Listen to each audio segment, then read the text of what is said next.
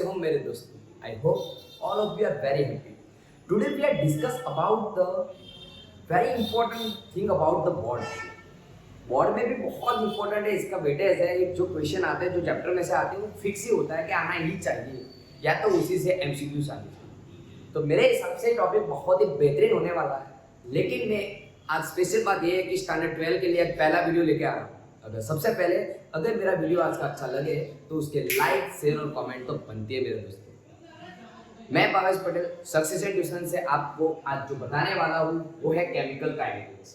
Chemical kinetics में सबसे पहले हमें क्यों पढ़ाया जाता है आज उसका मैं पर्पस बता देता हूँ कि why the study about the kinetic chemical kinetics.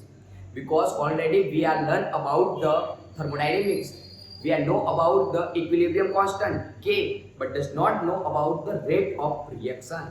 हमें पता नहीं है कि रिएक्शन कितने टाइम में खत्म होगी, क्योंकि अभी तक हम जो भी फंडा पढ़े जैसे कि थर्मोडायनेमिक्स है जिसमें एंट्रोपी पढ़े, गिब्स एनर्जी पढ़े, इक्विलिब्रियम कांस्टेंट पढ़े, वो बैलेंस होने के बाद की सिचुएशन. लेकिन आज हम जो पढ़ने वाले हैं वो ड्यूरिंग द रिएक्शन उसकी स्पीड कितनी है उसके बारे में डिस्कस करनी है. उसके बारे में देखना है. उसके लिए ऑर्डर ऑफ रिएक्शन दी गई है. उसमें ऑर्डर क्या होता है तो उसका टॉपिक है ऑर्डर और मॉलिक्यूलरिटी. मॉलिक्यूलरिटी जो है molecularity of reaction and order of the reaction, इन दोनों टॉपिक को बहुत ही बेहतरीन माना जाता है. आज मैं आपको जो बताने वाला हूँ वो शायद नहीं पता होगा आपको. मैं दावे के साथ बोल सकता हूँ अगर चैनल पे नए हो तो लास्ट तक बैठे रहना. प्लीज नोट पेन उठा लेना, ठीक है. नोट पेन में नोट डाउन करते जाना कि क्या होने वाला है. मॉलिक्यूलरिटी ऑफ रिएक्शन क्या कहना चाहती है? It is in defined as a number of molecule और एटम और ion to participate in the rate determination. वो ऐसा कहना चाहता है कि कितने number of atoms, molecule, ion जो पार्टिसिपेट होते हैं रिएक्शन में उसको उसकी मॉलिक्यूलरिटी बोला जाता है. तो वो होती है मॉलिक्यूलरिटी. अब आप ही बताइए कि किसी रिएक्शन में कोई मॉलिक्यूल पार्टिसिपेट हुआ है तो वो नंबर ऑफ एटम्स या मॉलिक्यूल्स हो गए, वो कभी जीरो नहीं हो सकते. Never it can be possible to zero speed. तो दूसरा स्टेटमेंट, पहली चीज है वो थियोरेटिकल कॉन्सेप्ट. इसके लिए कोई प्रैक्टिकल करने की जरूरत नहीं है. हम देख के ही बता सकते हैं कि हाँ यहाँ पे दो एटम रिएक्ट हो रहे हैं अमोनिया के तो उसके मॉलिक्यूलरिटी क्या होगी. तो उसका एग्जांपल मैं यहाँ पे लिखने जा रहा हूँ. तो देखना मेरे दोस्तों, 2NH3 to form a N2 plus 3H2. तो इसकी मॉलिक्यूलरिटी कितनी होगी? कितने नंबर ऑफ एटम्स पार्टिसिपेट हो रहे हैं? 2. कितने number of molecule atom participate हो रहे हैं? 2. तो इसकी मॉलिक्यूलरिटी होगी 2. कितनी होगी? मॉलिक्यूलरिटी होगी उसकी 2. डन. ये थियोरेटिकल, इसके लिए मेरे को प्रैक्टिकल करने की जरूरत नहीं है. डन. इसके बाद बात आती है it is a theoretical concept. खत्म हुआ. It is the always whole number and integer. Always जो नंबर आने वाले हैं, मॉलिक्यूलरिटी आने वाली है, वो ऑलवेज पॉजिटिव इंटीजर आने वाले. क्या आने वाले? पॉजिटिव. क्या कभी वो जीरो हो सकती है? जीरो होगी तो रिएक्शन ही नहीं होगी, तो उसका रेट कैसे फाइंड करें? No no no. Reaction atom तो मॉलिक्यूल तो पार्टिसिपेट तो हो गए, तभी तो जाके रिएक्शन होने वाली है, तो वो कभी जीरो नहीं हो सकता दोस्तों. It can never be fraction और जीरो. वो कभी फ्रैक्शन में भी नहीं हो सकती और जीरो भी नहीं हो सकती. तो नेगेटिव तो कभी होने वाले नहीं. ऑलवेज पॉजिटिव इंटीजर नंबर होने चाहिए. मींस नेचुरल नंबर होते हैं. कैसे होता है? Natural number. जैसे मैंने एग्जांपल बताया कि यहाँ पे नंबर ऑफ एमोनिया के एटम 2 है. लेकिन मॉलिक्यूलरिटी में से एक छोटा सा सवाल पूछने जा रहा हूं मैं आपको, तो आप बताना मेरे को उसका आंसर. जैसे कि N2 3H2 to form on 2 ammonia. तो मेरे प्यारे बच्चों आप बताओगे आंसर आएगा सर 4. मॉलिक्यूलरिटी होगी 4. मॉलिक्यूलरिटी कितनी होगी? 4. बिकॉज अभी मैंने बताया कि कितने number of molecular atom participate होते हैं? 4. तो बेटा यहाँ पे उसका आंसर इसको ये बोला नहीं जाएगा 4, ठीक है. नियर बाय उसकी मॉलिक्यूलरिटी उसकी 1 मानी जाती है. तो उसका रीजन ये बताता है कि हमें जब भी मॉलिक्यूलरिटी 3 से मोर देन होती है तब उसको वो सिमिलरिटी रिएक्शन नहीं होती है. उसको कितना माना जाता है? मॉलिक्यूलरिटी 1 मानी जाती है, ठीक है. इसकी मॉलिक्यूलरिटी एक्सेप्शनल केस है, याद रखना. जब भी 3 से मोर देन हो, 3 से मोर देन जब भी नंबर ऑफ मॉलिक्यूल पार्टिसिपेट हो, एटम पार्टिसिपेट हो, तब उसको क्या माना जाता है? एक्सेप्शनल केस माना जाता है. तब उसकी मोलिबिलिटी कितनी होने वाली है, 1 होने वाली मेरे दोस्तों, ठीक है। इस चीज का ध्यान रखना। Order of the reaction, order is defined as sum of power of concentration term in a rate of equation. Means क्या कहना चाहता है, बता देता हूं छोटी सी रिएक्शन से। सपोज मान लीजिए इसके लिए मैं रिएक्शन लिखना चाहता हूं Na and B to form a small a small b small c D and ये रिएक्शन है। इसके लिए मेरे को रेट लिखना है, तो ऐसे लिखा जाएगा rate proportional, rate is proportional to A की ए पावर बी की बी पावर। अब देखिए, अब समझ में आएगा आपको। Order is defined as the sum of power, sum of power किसका power, concentration term in rate equation. Concentration term जो रेट इक्वेशन में जो कंसंट्रेशन टर्म आते हैं उनकी पावर का जो सम करते हैं ना, वही बताता है ऑर्डर ऑफ रिएक्शन, वही बताता है ऑर्डर ऑफ रिएक्शन। तो बताइए कि ये तो आपका, चले इसी रिएक्शन के लिए बताना है आपको, ऑर्डर ऑफ रिएक्शन बताना है, ठीक है। तो उसके नंबर ऑफ कंसंट्रेशन के मोल कितने आने वाले, इस रिएक्शन के लिए अगर मैं लिखूंगा तो ये होगा N2 की 1 H2 का Q 1 + 3। Number of order reaction कितना आएगा, 4। नंबर ऑफ ऑर्डर रिएक्शन कितना आएगा, 4 आएगा। सिर्फ हमें क्या करना है, तो rate of concentration, rate of equation में जो कंसंट्रेशन वाले जो टर्म है उनके पावरों का एडिशन करना है, तो वहीं से हमें मिलता है ऑर्डर ऑफ रिएक्शन। ये तो बहुत ही आसान है, वो डिपेंड करेगा हमारा प्रैक्टिकल पे, एक्सपेरिमेंटिकल वैल्यू है। एक्सपेरिमेंट करने के बाद मींस ऐसी रिएक्शन होने के बाद पता चलेगा कि उसका स्टोइकियोमेट्रिक कोएफिशिएंट कौन सा है। स्टोइकियोमेट्रिक कोएफिशिएंट का एडिशन करने से भी आपको मिल सकता है। स्टोइकियोमेट्रिक कोएफिशिएंट 1 और 3 का एडिशन कर लो तो भी आपको नंबर ऑफ ऑर्डर रिएक्शन मिल जाएगा। कई बार डिफाइन में ऐसा भी लोग लिखते हैं कि the sum of the coefficient of reactant, coefficient of reactant का एडिशन करने से भी हमको ऑर्डर ऑफ रिएक्शन मिलता है। Order of reaction is zero, fraction, integer and whole number. वो कभी जीरो ऑर्डर पे रिएक्शन हो सकती है कि कंसंट्रेशन उसका को हो ही ना, रिएक्शन ही ना हुई हो, तो उसको बोलते हैं जीरो ऑर्डर रिएक्शन, ठीक है। मेरे प्यारे बच्चों, अगर आपको मेरा वीडियो अच्छा लगा है तो लाइक, शेयर और सब्सक्राइब तो करना। रियलिटी में मजा आएगा दोस्तों, ये बहुत ही इंटरेस्टिंग टॉपिक है। ऑलरेडी गुजरात बोर्ड की जो जीएससीबी की एग्जाम होती है, बोर्ड की जो एग्जाम होती है, इसके लिए बहुत ही बेहतरीन टॉपिक माना जाता है। लोग ढूंढते हैं कि उसका डिफरेंस कहाँ है। लो बेटा, आज दे दिया मैंने इसका डिफरेंस, कर लो प्रिपरेशन, आपका काम हो जाएगा। और अब का जो नेक्स्ट दो टॉपिक जाने वाला है ना, वो उससे भी बेहतरीन है। सबसे पहला नेम है जीरो ऑर्डर रिएक्शन, उसकी फॉर्मूला डिराइव करनी, उसका रेट ऑफ कांस्टेंट बताना, ठीक है। रेट ऑफ रिएक्शन का जो कांस्टेंट है उसके बारे में डिस्कस करनी है, और हाफ टाइम रिएक्शन बताना है, और उनके ग्राफ के बारे में डिस्कस करनी है, उसका ग्राफ कैसा आएगा, ठीक है मेरे प्यारे दोस्तों। I hope all of you are right.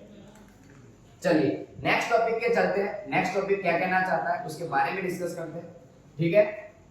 तो आगे बढ़ते हैं अब नेक्स्ट टॉपिक पे, जो है जीरो ऑर्डर रिएक्शन।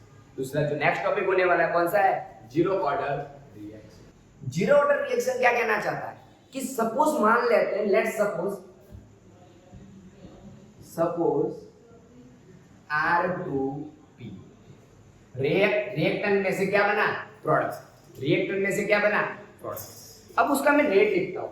रेट लिखने से क्या होगा, rate of reaction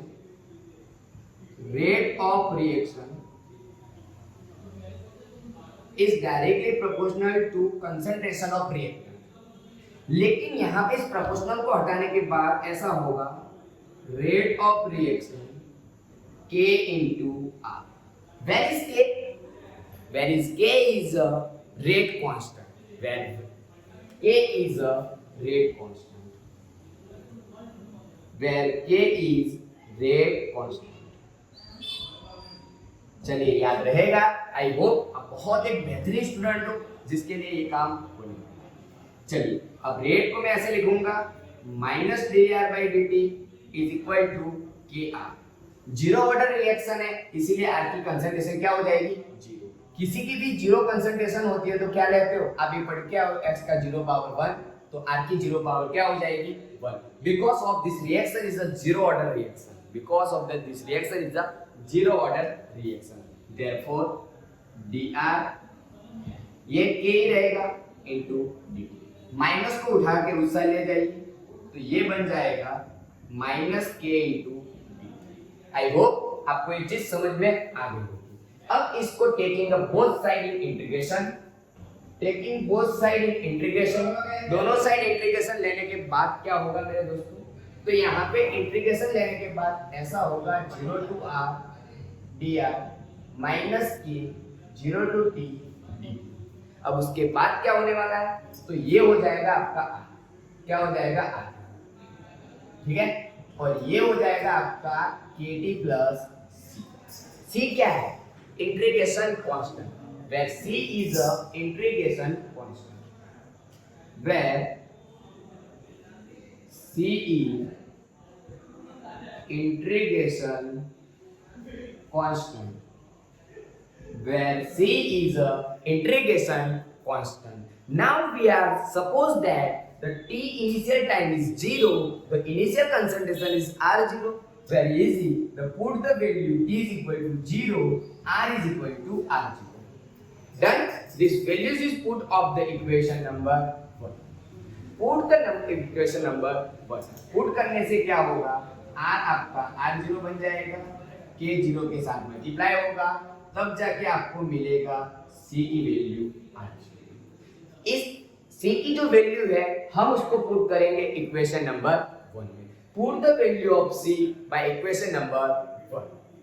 Put the value of equation, put the value of c in equation 1. Equation 1 में पुट करने से आपको ये मिल जाएगा r is equal to minus kt r0। the form of ये r0 की वैल्यू पुट करने से क्या होगा मेरे दोस्तों, तो यहाँ पे अब इस इक्वेशन को हम उसको कंपेयर करने वाले y is equal to mx plus c के साथ। चलिए बेटा इस इक्वेशन को क्या करते हैं, कंपेयर करके देखते हैं कि क्या होगा। इस इक्वेशन को हम कंपेयर करके देखेंगे, r is equal to minus kt plus r0, तो y is equal to mx plus। अब मैं ग्राफ ड्रॉ करने वाला हूँ r कंसंट्रेशन वर्सेस टाइम, तो आपको ऐसा एक ग्राफ मिलेगा, स्लोप मिलेगा जो होगा आपका r वर्सेस टाइम का। अब यहाँ पे स्लोप लेने से आपको ये चीज मिलने वाली है m is equal to minus, slope कितना मिल जाएगा माइनस के, और ये जो इंटरसेक्टिंग पॉइंट आने वाला है वो हो जाएगा r0। ये बहुत ही इंटरेस्टिंग सवाल है बेटा, ऐसे क्वेश्चन बहुत बार पूछे जाते हैं, इसके लिए मैं आपको बहुत ही अच्छे से बता रहा हूँ। ये क्वेश्चन पूरा लिखने का होता है कि अगर जीरो ऑर्डर रिएक्शन को डिराइव कीजिए तो ये हो गया, लेकिन उसमें बोला जाए कि रेट कांस्टेंट के बनाइए, रेट कांस्टेंट की फार्मूला लाइए। तो रेट कांस्टेंट की फार्मूला लाने के लिए यहाँ पे ध्यान रखना क्या किया जा रहा है। रेट कांस्टेंट के फार्मूला लाने के लिए हम kt को मोमेंटम निकाल लेंगे, तो ये हो जाएगा r0 minus r0 minus r होगा, तो मैं इसे k को मोमेंटम निकालेंगे तो ये हो जाएगा r0 minus r upon d। ये फार्मूला ऐसी लिखी जाएगी जो रेट कांस्टेंट की फार्मूला बोली जाती है। ये हो गए रेट कांस्टेंट की फार्मूला। अब रेट कांस्टेंट के बाद की बात आती है तो हाफ टाइम रिएक्शन। क्या होता है हाफ टाइम रिएक्शन। अब हाफ टाइम रिएक्शन क्या होती है, हाफ टाइम रिएक्शन वो रिएक्शन है कि जहां रिएक्शन हाफ खत्म हो चुकी है, 50% रिएक्शन जो खत्म हो जाती है ना उसके बारे में बताया जाता है, उसको बोला जाता है हाफ टाइम ऑफ रिएक्शन। ठीक है मेरे प्यारे दोस्तों, हाफ टाइम रिएक्शन का मीन्स होगा कि उसका टाइम जो कंसंट्रेशन होगी R is equal to R0 by 2 हो जाएगा, where time is equal to T1 half हो जाएंगी। Put in the value K वाली जो फॉर्मूला है उसमें हम इस वैल्यू को पुट करेंगे, तब जाके हमें पता चलेगा।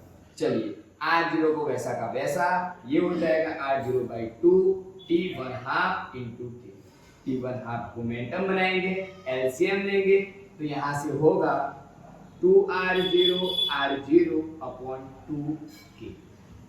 ठीक है, दो 2R0 था उसमें से एक R0 निकल गया, तो आपका फाइनल आंसर आएगा हाफ टाइम ऑफ रिएक्शन का T1 half is equal to R0 upon 2K, R0 upon 2K। अब R0 upon 2K T1 half का जो फॉर्मूला मिला है उसके बेस पे इसको अगर y is equal to mx plus c के साथ कंपेयर करो तो उसका ग्राफ कैसा आएगा वो आप सोचिए। कैसा आएगा? कंसंट्रेशन उसके टाइम के साथ डायरेक्टली प्रोपोर्शनल है, मींस क्या आने वाला है? सोचिए, स्टेट आने वाला है? नहीं, डायरेक्ट क्या होने वाला है? इंक्रीज होने वाला है। t1/2 का उसके r0 के साथ जो ग्राफ आएगा वो स्टेट आएगा, उसका जो स्लोप आता है वो 1/2 के आएगा। क्या आएगा? 1/2। तो इन चीजों को याद रखना, ये बहुत ही इंटरेस्टिंग टॉपिक है, इसको कहीं भूलना मत, कभी भी भूलना मत। ठीक है माय डियर फ्रेंड्स, क्योंकि आपको बोला जाए कि कंसंट्रेशन, इनिशियल कंसंट्रेशन को डबल करते हैं तो हाफ टाइम क्या होगा? हाफ टाइम भी इंक्रीज होगा, because of half time is directly proportional of initial concentration of reactant. Reactant के डायरेक्ट कंसंट्रेशन पे डिपेंड करता है। तो इन चीजों को नोट डाउन करना। अच्छी लगी है तो बेटा एक छोटी सी मुस्कान दे देना, एक छोटी सी कमेंट कर देना, ठीक है। अब उसके बाद उससे भी बेहतरीन टॉपिक पे जा रहा हूँ, फर्स्ट ऑर्डर रिएक्शन। किस पे जा रहा हूँ? First order reaction. दोस्तों मजेदार होगी, जाना नहीं है लेकिन लास्ट वीडियो लास्ट तक बने रहना है मेरे दोस्तों। वीडियो में लास्ट तक बने रहने से आपको बहुत फायदे तो मिलने वाले हैं, ये पक्का है, ठीक है। बहुत सारा आवाज हो रहा है, साइड के लोग बता रहे हैं, लेकिन मैं आपके लिए वीडियो बना रहा हूँ क्योंकि मेरे को भी जरूरत है और आपको भी जरूरत है, ठीक है। आधा पाधा हो जाएगा, न्यूटन थर्ड लॉ है, आपको पता है, ठीक है। जितना देने का ऑपोजिट डायरेक्शन में उतना ही वापस आता है।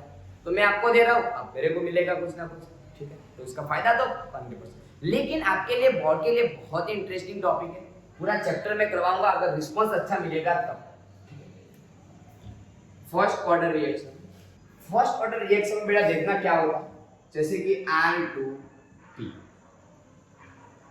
एज्यूम किया हुआ है, एज्यूम R2P, तो अब ये होगा -dr/dt is equal to K × R, उसकी कंसंट्रेशन पे डिपेंड करेगा। मैंने डायरेक्ट स्टेप लिख दिया क्योंकि वो सब लिखना था। Rate of reaction is directly proportional to depend to concentration, उसके बाद ये आता। अब यहाँ से माइनस को उस साइड ले जा रहा हूँ और R वाले टर्म को इधर ला रहा हूँ, तो ये हो जाएगा -K × dt। Done. Taking both side इन integration, taking both side integration, हमारे स्पेलिंग पे मत जाना, हमारे जो बताने वाले जो तरीके हैं उस पे जाना, क्योंकि स्पेलिंग मेरे रॉन्ग हो सकते हैं क्योंकि इंग्लिश मेरा बहुत ही अच्छा है। इसके इंटीग्रेशन लेके हम, तो ये मिलेगा dr/r is equal to -0 to t K × t। Integration लेने के बाद आपका जो आंसर आएगा वो ऐसा हो जाएगा ln r -kd प्लस, जिसको बोलेंगे हम formula number 1। Let's suppose my dear friends, next topic, suppose वैसा का वैसा t = 0 when r = r0। Done. r की r0 वैल्यू पुट करेंगे तो ln r0 = k0c, तो ln r0c = होगा ln r0। हो गया काम खत्म। Put the value of equation number 1, ln r -kd plus ln r0। Compare the equation y = mx plus c. Then draw a graph ln r versus against time, ln r against time का। तो यहाँ से आपको ये मिलेगा ln r और time, तो उसका ग्राफ ऐसे आएगा। ये जो पॉइंट होगा वो आपका इंटरसेक्टिंग पॉइंट होगा, उसका जो स्लोप आएगा वो माइनस c = ln r0 होगा।